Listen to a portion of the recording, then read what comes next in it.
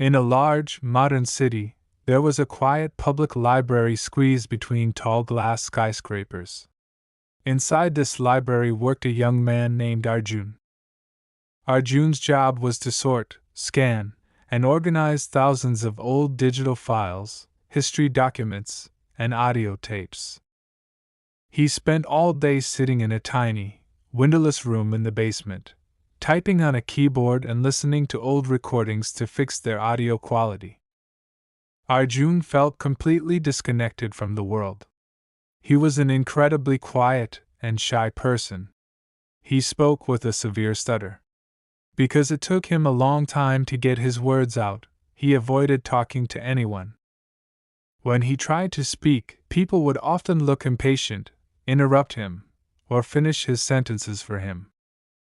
He felt entirely invisible and useless. Every evening, as he watched the crowd of confident, fast-talking people rushing into the subway, Arjun would look at his reflection in the train window and think, I have no voice. I am too quiet, too slow, and too broken to ever make an impact. My life is just silent, empty background noise. He felt like a complete failure. One cold Thursday evening, just as Arjun was packing his bag to leave, a young woman walked down to the basement desk. She looked tired, stressed, and was carrying a mountain of heavy textbooks. She looked at Arjun and asked, "Excuse me, do you know where I can find the archives for the old city radio broadcast files? I've looked everywhere upstairs." Arjun's heart froze. He wanted to point and run away, but he forced himself to help. He took a deep breath. "TT the F files, they are on the TT third floor, S section B," he managed to say, his face turning red from the effort. He expected her to look annoyed or sigh at his slow speech.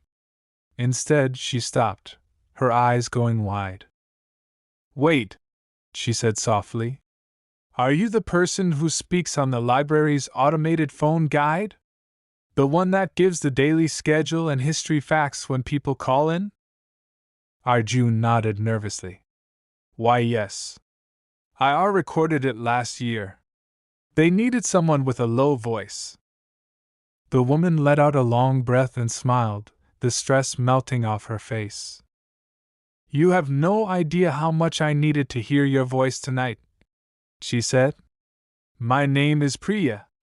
I am a medical student, and my life is filled with constant noise, shouting, and high-pressure exams. Everything moves so fast that I constantly feel like I'm having a panic attack. I'm always overwhelmed." She stepped closer to the desk. "A few months ago, I accidentally called the library's automated line late at night. When your voice came on, I didn't hear a stutter. What I heard was someone who took their time. Because you spoke slowly, carefully, and deliberately, your voice had a strange, beautiful calm to it. It forced my brain to slow down. It made me breathe." Priya smiled warmly. "Now, whenever my anxiety gets too bad and the world feels too fast, I call that number just to listen to your recording. Your slow, measured way of speaking is the only thing that calms my panic attacks. You aren't slow, Arjun. You are a peaceful pause in a world that is spinning too fast. Your voice saved my sanity." A new rhythm. Arjun stood in the quiet basement, tears stinging his eyes. For his whole life, he had viewed his slow, stuttering speech as a wall that kept him apart from success. He never imagined that his deliberate, unhurried pace was exactly what a stressed-out world needed to heal. That night, Arjun walked to the train station with his shoulders back. He didn't try to hide in the crowd anymore.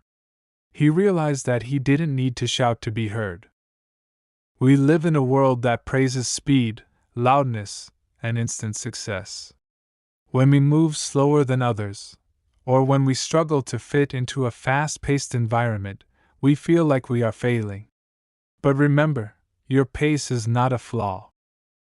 Sometimes the world is moving too fast for its own good, and your quiet, careful, and patient journey is the exact comfort someone else is searching for. Do not rush your life to match the noise around you. Your unique rhythm has its own purpose.